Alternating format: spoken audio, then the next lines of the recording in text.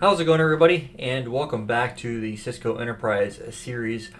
In this section, we're going to be diving into BGP, or the Border Gateway Protocol. So this is actually one of my favorite, well, it is my favorite routing protocol. Of all of them, I've spent the most time with BGP of any protocol out there. I'm very comfortable with it. There's a lot to BGP, and BGP continues to be expanded upon consistently. And one of the things that I definitely want to hit on in not only this video, but in basically every BGP video we cover a particular topic on, is the fact that because it is so diversified, and maybe that's the wrong term, it's been expanded upon so many times that it really is. It's commonly referred to in a what's the word I'm looking for? In a positive manner, to be known as the garbage can of the routing protocols. And basically, what that means is you can basically do whatever you want to it. All you have to do is add in some capabilities to it, and boom, BGP now supports what it didn't support before. So there is a lot of flexibility with the protocol. So not only does it route the internet, so it is the routing protocol that runs the internet, and so much more than that. It's how service providers do MPLS VPNs. It's how large-scale data centers do routing, and so on and so forth. So layer 2 VPN, EVPN, it's got a lot of support across the board in terms of what it can support. So if there's something that, for example, doesn't work today, a new way of doing something that isn't already out there today, you can write an address family or write a sub-address family for it, and then before you know it, BGP will support that too. So there's a lot of capabilities that it does, and it will, as we get further along in our series, you will start to see its capabilities. It can route multicast, it can route layer 2 connectivity, it can advertise MAC addresses, it can advertise subnet masks, subnets, prefixes, all that type of stuff. And it has traffic engineering capabilities for all of those capabilities as well. So it is very scalable and very flexible. It is not an IGP. So the key thing that a lot of people, when they first start getting into BGP, is they qualify it as a routing protocol, which technically it is a routing protocol. It does route traffic. However, it is not like an IGP, where an IGP relies on directly connected peers. And because of the fact that there's an adjacency between two different routers, automatically implies that that subnet is reachable or advertised from that protocol. So if I have, say, router 1 and router 2 have a link between the two of 10.1.2.0/24, and you, by just enabling the IGP on that interface, you automatically advertise that link into the IGP's database, whether it's RIP, EIGRP, OSPF, IS-to-IS, it's automatically advertised into the IGP's database to be propagated to other devices. BGP doesn't do that.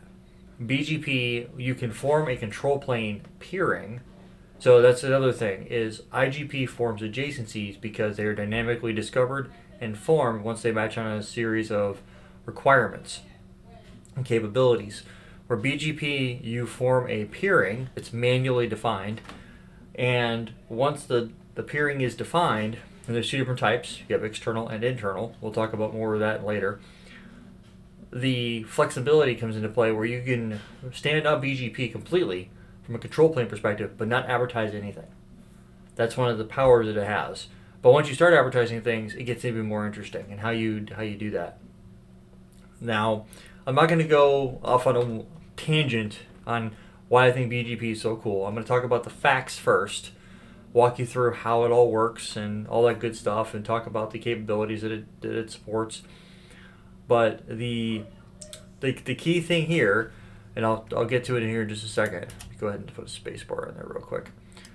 Is that not only is it a standards-based routing protocol, but it's a path vector protocol. And what that means is that it will look at the attributes of the prefix that can be modified or inherited depending on what's going on. So an inheritance, for example, would be the IGP metric that is on a per prefix basis from the IGP. If you redistribute the IGP into BGP, BGP will automatically take that metric value, whatever that might be, and insert it into the MED column, MED, the multi-exit discriminator column, and that will be a part of the deterministic process of how BGP works.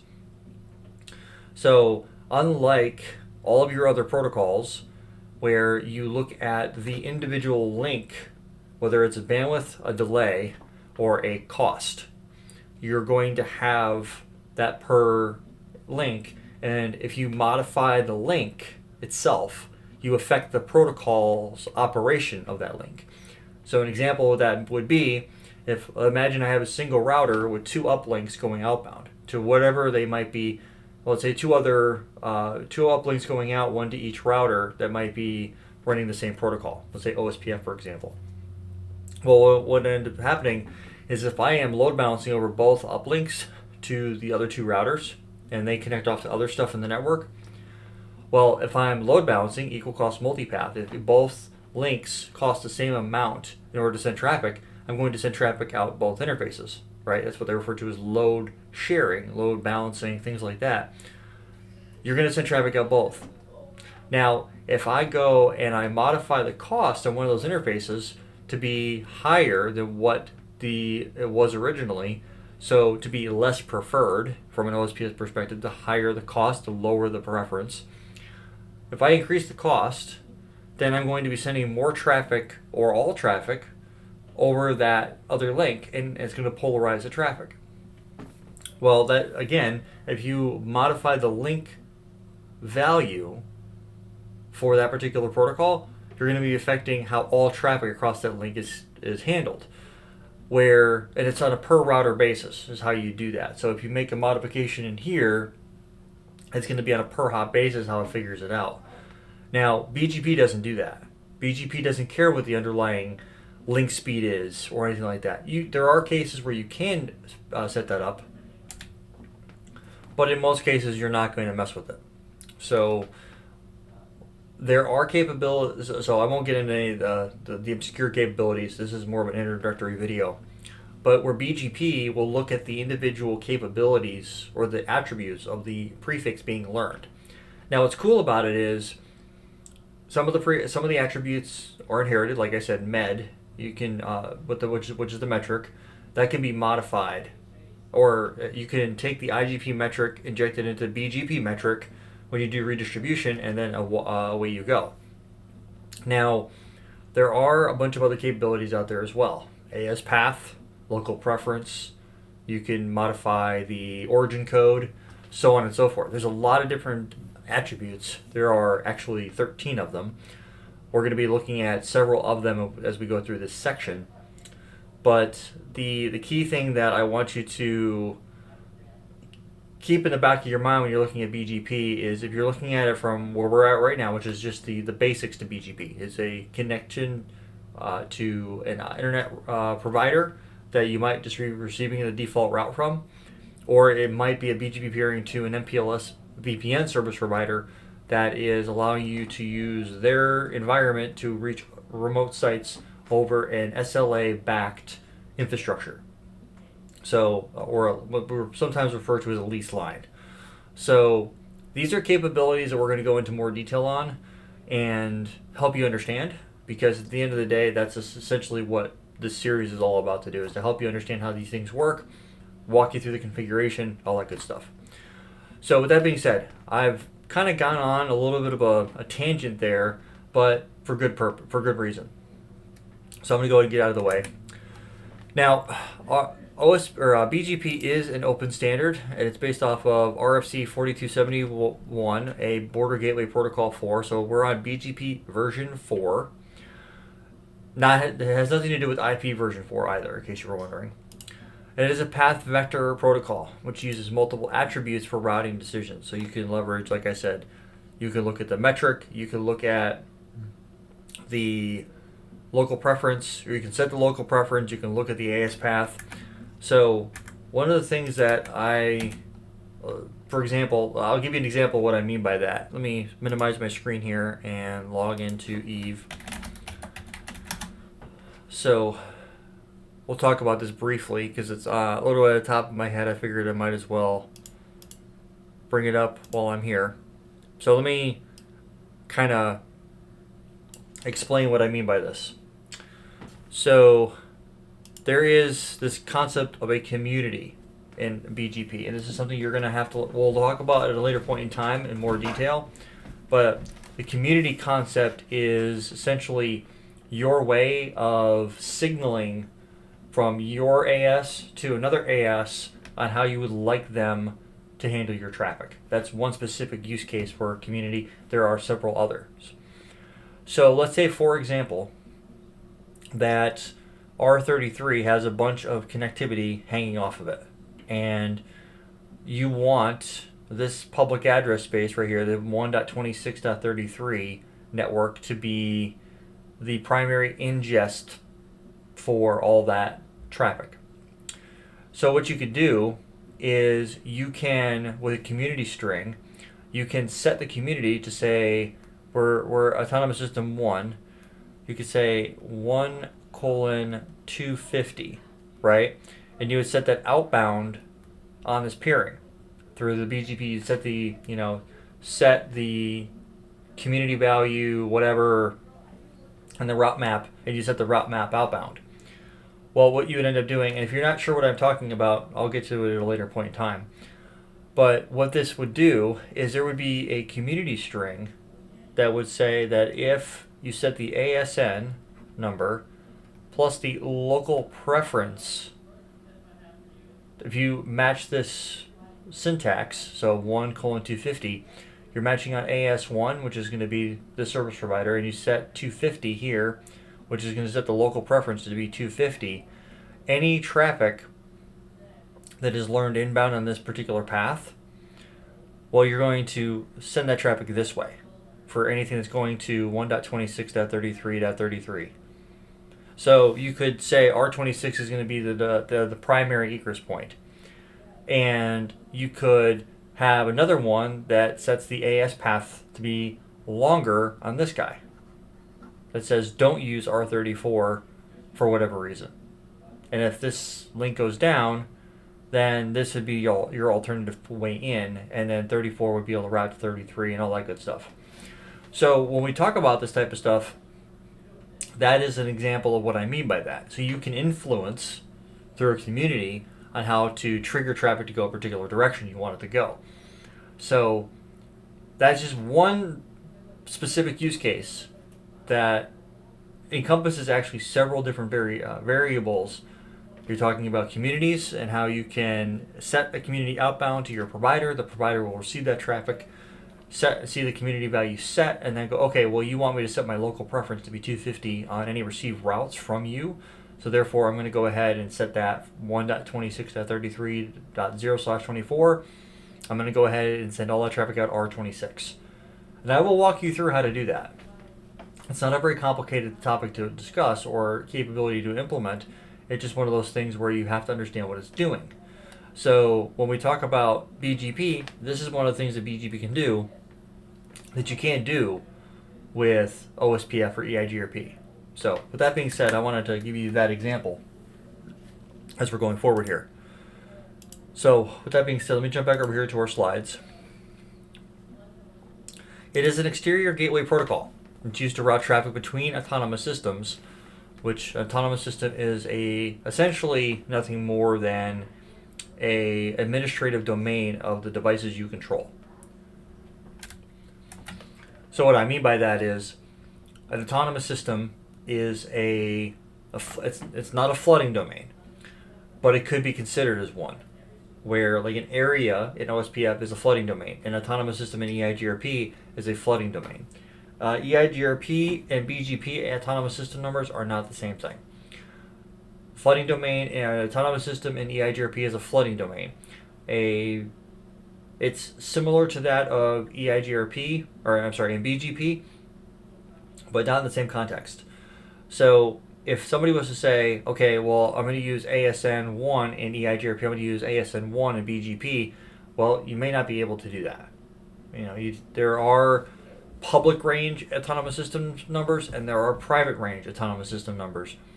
And depending on what you're doing, if you haven't jumped through the hoops to get a public AS, you're going to need to use a private AS if you're going to be peering with a service provider through either the internet or through MPLS VPN or some other, provider provided services. So just keep that in the back of your mind. But an autonomous system is administrative control. What routers do you have control of for BGP, where in EIGRP it's a flooding domain. So they both allow you route propagation, but BGP gives you way more granular flooding capability control, much more granular control over your routes than any other protocol out there. Hence, that's why it runs the internet. So what else is BGP? Well, it's the most scalable and extensible protocol. Nothing out there even comes close to it. This is an older documentation where I believe we're closer to 800,000 routes. Actually, there's a quick way of checking this. Let me look at Google real quick. BGP route table size.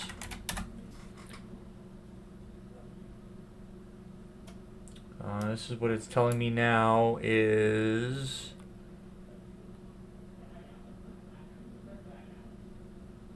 that's from 2021 AppNic blog. So if I go here, BGP for 2022, and we're coming to the end of 2023.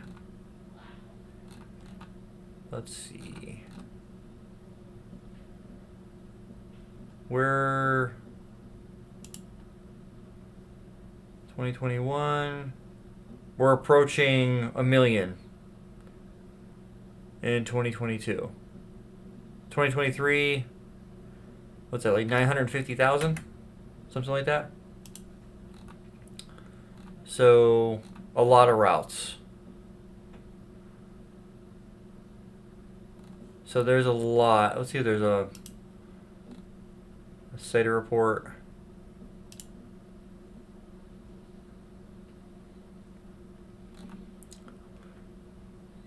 So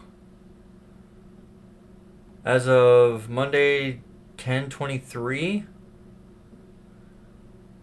we're looking at from 10/16. So yeah, right here.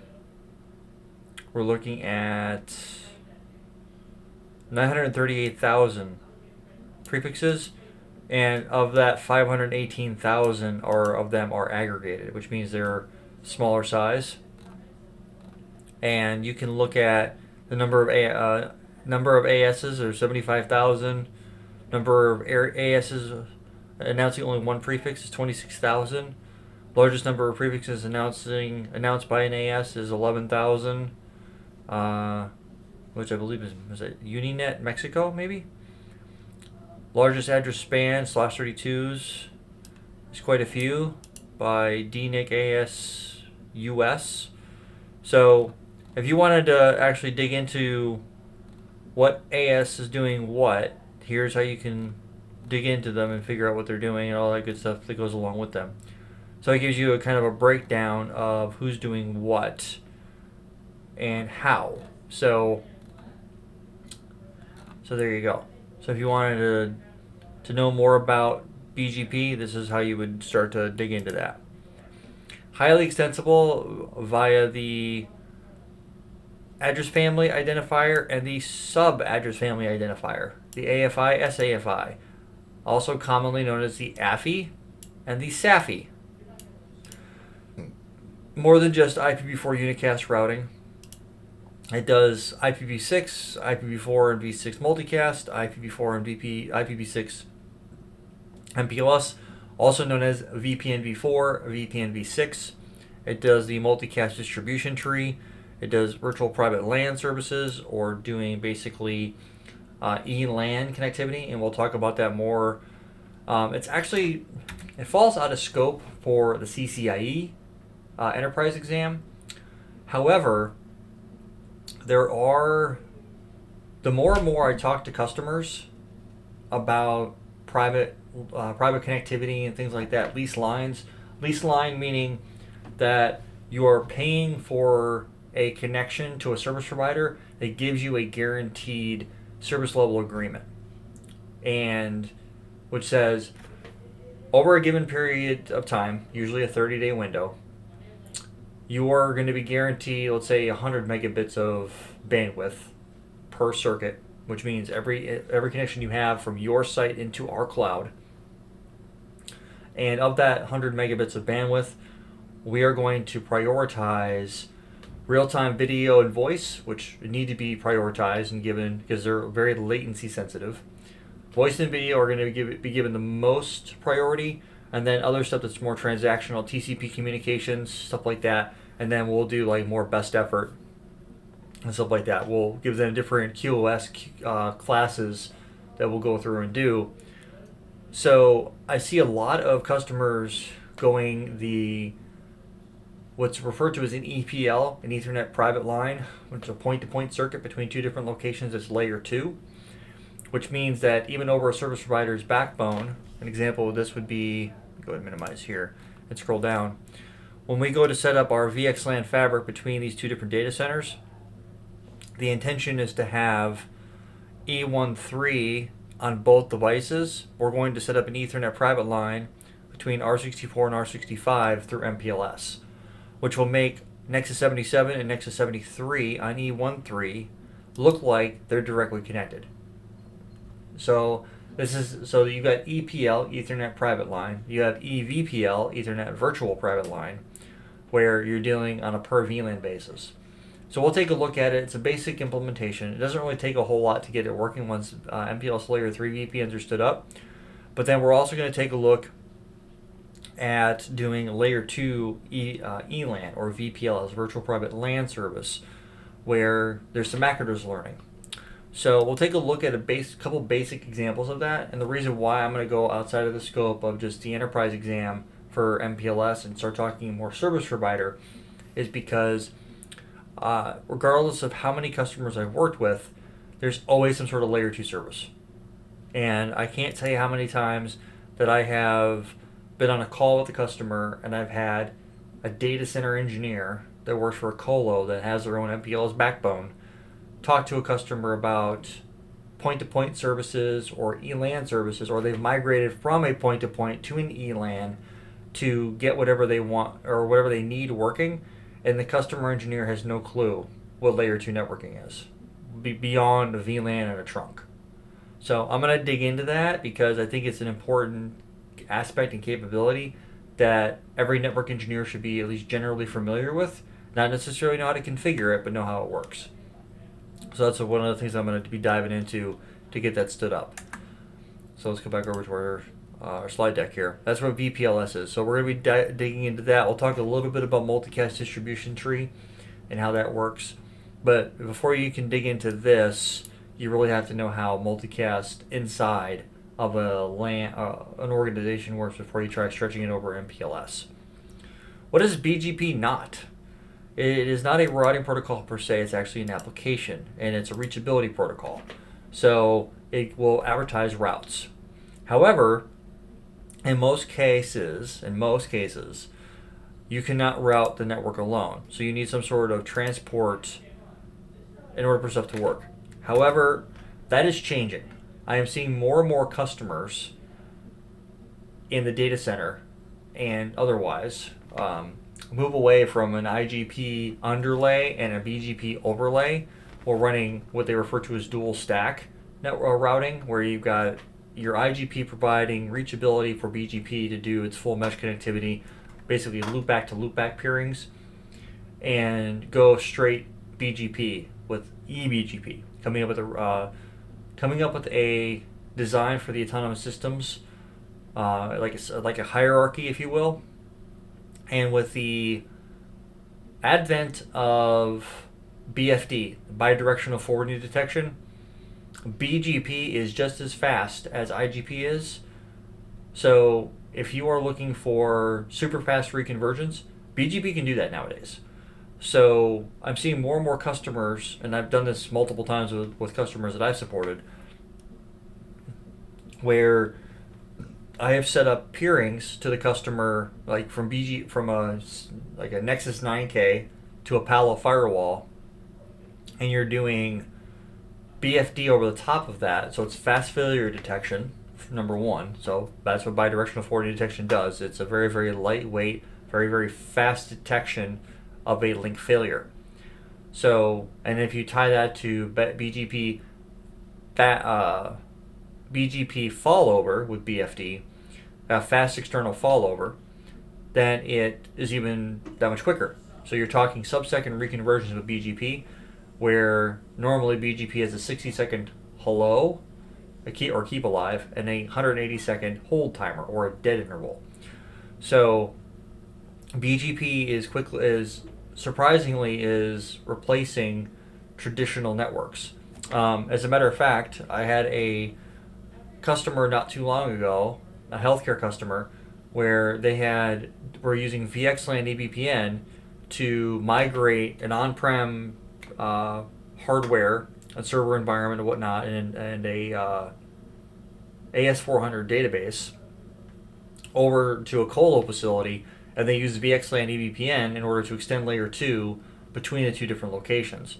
And the funny part about it is we use directly attached BGP, so I'll give you a visual on this. We use directly attached BGP even though there was a MPLS VPN in the middle, providing point-to-point services, this 7K and this 9K and this 9K here appeared as they were directly connected to each other. So what we ended up doing was in the underlay, so straight IPv4 unicast, we formed a eBGP peering between both devices, and then once we had the peering up, we were able to advertise loopbacks from each 9K, and then from there we were able to do VXLAN EVPN over the top of that. So be a layer 2 VPN EVPN. So there was no IGP at all involved. Now there was IGP in the back end on the LAN side of it, and we were redistributing BGP to EIGRP and EIGRP to BGP, but that just was an example of how that comes into play. I've got other customers that are data centers, very large organizations where they're removing IGP completely from the data centers and from their all their colo facilities and stuff like that, and migrating to straight BGP because it's easier to work with. It gives you far more granularity with your routing decisions and things like that. So that just gives you an example of where the industry is going. If you get the right people looking at the right things, you can take a fairly complicated design through lots and lots of redistribution and simplify it with BGP. So, IGP versus BGP. So, IGP has visibility of the topology through shortest path first and dual.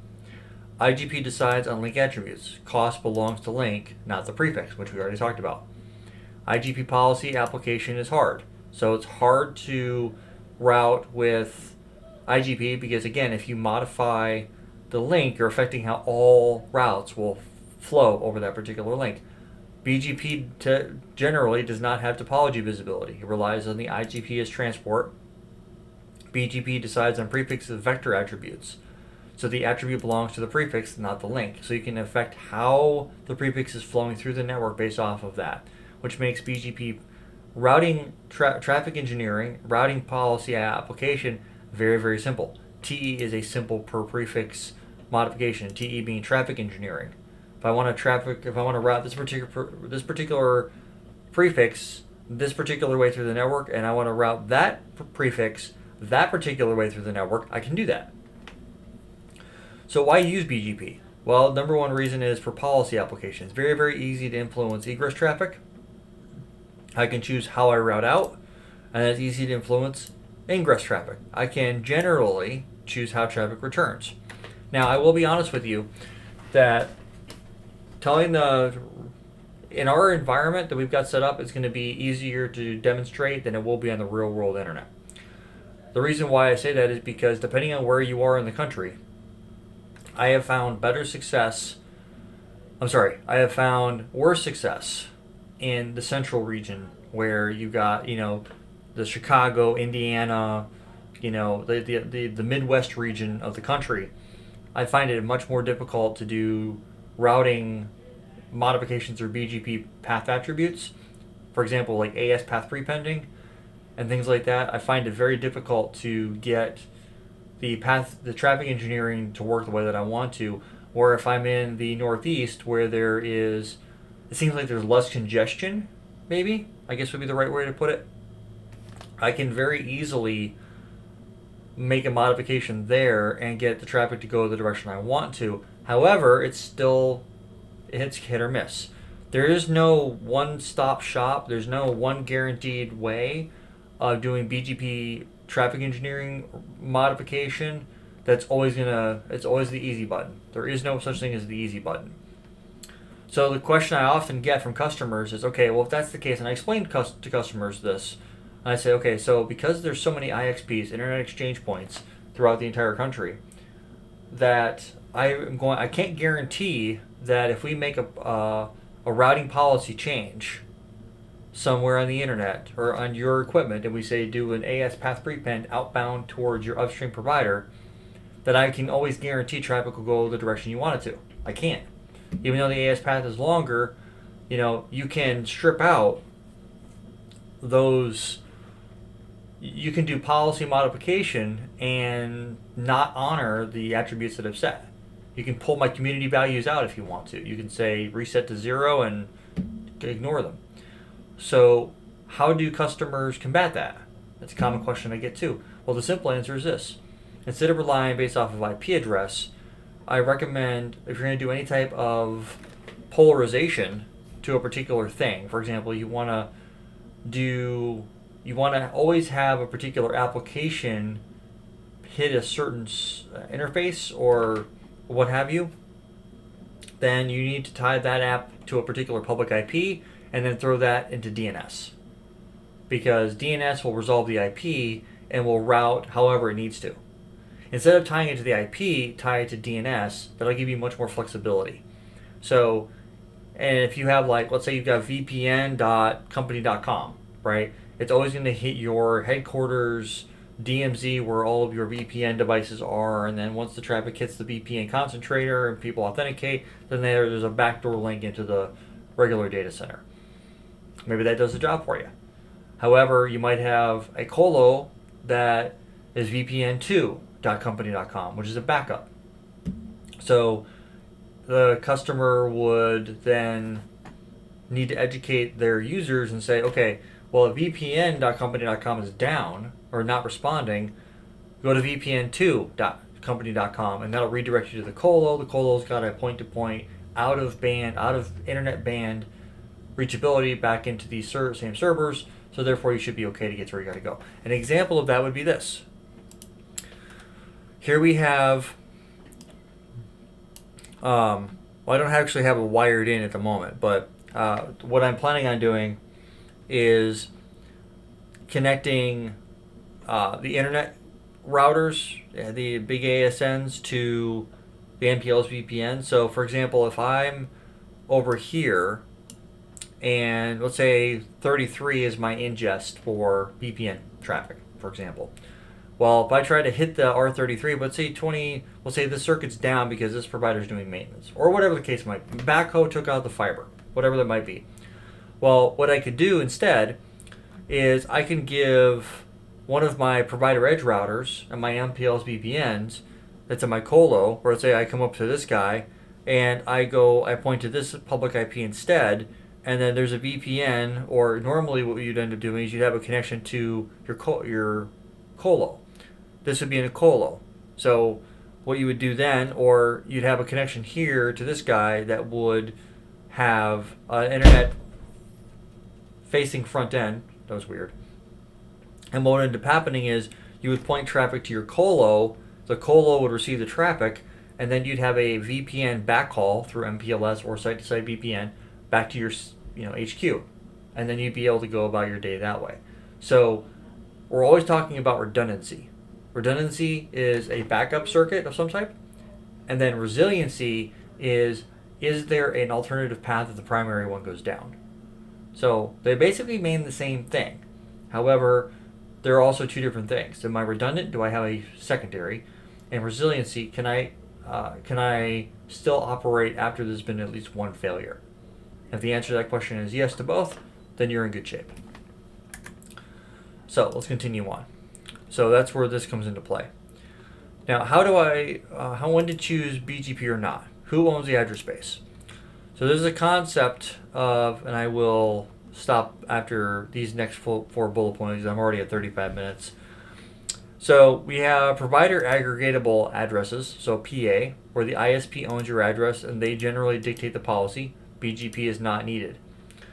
Where maybe your consumer grade internet, if you're at a home or even if you're dealing with business class internet through coax or what have you, then or even like fiber internet. A lot of times nowadays you don't even need to worry about it. Where you're doing provider aggregatable, which means the provider is advertising your public address space to the internet for you. You don't have to do anything with it. Now, provider independent means that you think you're big enough, you got a big enough footprint, and you want to be in control more of what's going on. Okay, great. Well, the problem with that though is now you need to go out and get your own autonomous system number, you need to get your own address space, all that good stuff. And then you can dictate how things get operated and things like that. And then you can do a simple BGP peering and then receive a default route. So that's another question I get is, well, how much of the routing table, how much of the BGP table do I actually need? And there's three different answers to that. The first one is, there's three different table sizes, I should say. You have the first one is going to be the full table. Full table means that you form a peering and then the provider sends you everything that they've got. So 900,000 to 1 million routes. The other one here is going to be partial table. Partial table is going to be all of that particular provider's own address space. So if let's say you're connecting to AT&T and AT&T has 10,000 subnets that are public. Well, guess what? You're going to receive all 10,000 and more than likely a default route. Now, if you're on the full table, depending on where you are in the world, you might get what they call the BGP or the default free zone, the DFZ, not to be confused with the DMZ. The DFZ, the default free zone, means there is no default route in the internet routing table. When you get the full table, you literally have every route that there is. So therefore, there is no default route. You have every prefix, and you just send it outbound to your next hop, and they figure out where to go from there. The last one is just going to be the default route, which means you don't care about the partial table, you don't care about the full table, you just get a default route to the internet, and you advertise that into your local routing infrastructure, and you say, if you don't know where else to send it to me, I'll send it out to the internet, and everybody will be happy.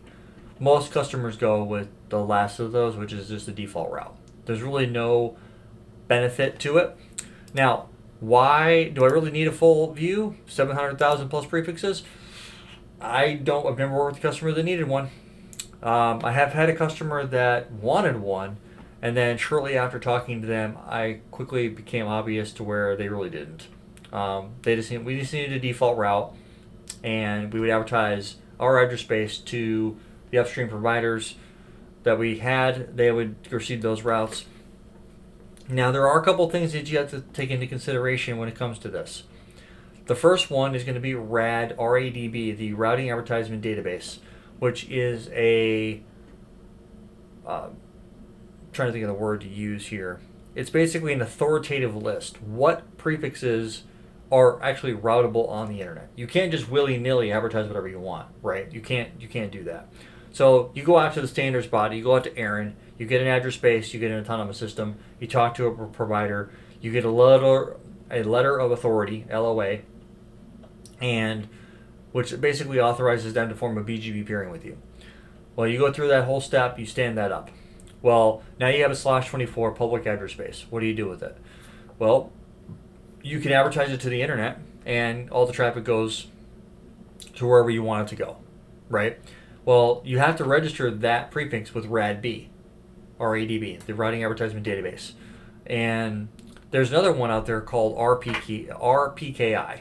And RPKI is basically a similar to the way that PKI works for certificates, where you have a root CA certificate authority that you can take your public address space, associate that to a DNS name, and then go get a certificate that's going to be trusted by anybody else that's on the internet, so on and so forth. That's usually how a lot of your customers are going to do VPN termination. If you've got remote access VPN set up, you're going to need to get a publicly signed CA or publicly signed certificate from a public CA, certificate authority, and then you're going to install that certificate on your hardware, so that when customers or users hit that particular DNS entry, vpn.company.com, they're presented with a valid publicly signed certificate on your equipment so that they know it's legit. Well, in order for all that to work, that particular subnet that's associated to that DNS entry needs to be valid. And so RPKI is a way of doing that, where you validate how many autonomous systems that traffic is passed through. Are you allowed to authenticate? What's the certificate? What's the pre-shared key? There's a bunch of stuff that goes along with it. So I'm not going to get into RPKI now. It's a complicated process, but those are a couple of the validation processes that you would need to go through. So from a hardware perspective is, do I have enough memory, RAM, on my hardware to support 1 million prefixes? Well, I don't know. And how many copies do I have? Because you got to think, if you've got one connection to the internet per set of routers, so you got two routers, two different internet providers, and you're receiving a full copy, well, each router is going to have a copy. And then from there, you'll redistribute the default route into your IGP in order for it to propagate. Well, if you've got two routers and you have two different circuits to two different providers, you're going to get two copies of the full table, right? Do you have enough space for that? These are some things that you have to think about in terms of how it operates. Can the FIB actually install at the line card? Egress and ingress policies are unrelated. Default out is okay, and influence traffic back is still allowed. So you still have some considerations you have to figure out. Do you want to control egress and ingress traffic? Is the default route okay, or do you want the full table? Influence traffic back is still allowed, so you can signal to the upstream providers, how do you want traffic coming back to you to be routed towards you, stuff like that.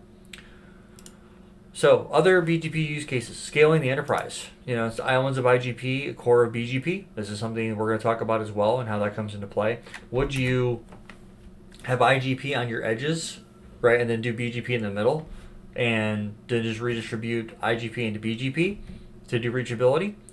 So would you do something like this right here? Let me go pull up my topology. Would you do something like this? Would you have islands of IGP here, an island of IGP here, and then these two guys here, and then have this BGP here in the middle, and then just do, BGP in the middle here between these four routers, and then have IGP, let's say OSPF, EIGRP, RIP, OSPF, IS to IS, everybody peering here, and then you're redistributing between BGP and all your IGPs? Is that feasible? Like, is that something you want to do? Maybe, maybe not. So we'll talk about that. And scaling DMVPN. So hubs is BGP route reflectors. So we're going to talk about DMVPN. We're going to take a look at all the different routing protocols that go along with DMVPN, both single and dual hub, and see exactly what that looks like. There's a lot that goes into it, and some things to be cognizant of when you're dealing with BGP. BGP's hierarchy is arbitrary, meaning it doesn't matter where you try to summarize. However, once you summarize, be careful because you could create loops. We'll talk about that more in detail later. Scaling data center fabric, like I mentioned before. So use a BGP for routing in large-scale data centers.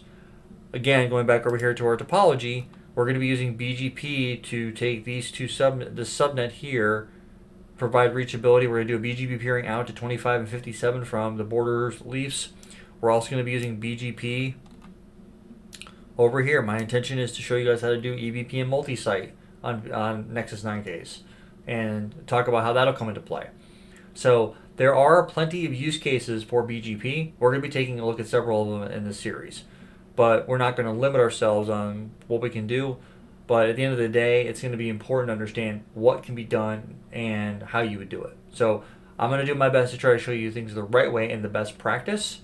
And then it'll be your job to take basically all the knowledge you have from BGP and kind of marry the things together that make sense for the customers you're working with. And don't just take, well, Rob Riker said do this. Well, Rob's not there in this conversation, so Rob really has no opinion on that other than this is how BGP works and this is what you need to do. So recommended reading, I definitely would recommend Internet Routing Architecture, TCP/IP Volume 2, Practical BGP, Optimal Routing Design, and then lastly, it's I don't have access to Pierce or O'Reilly anymore. Let me pull this up.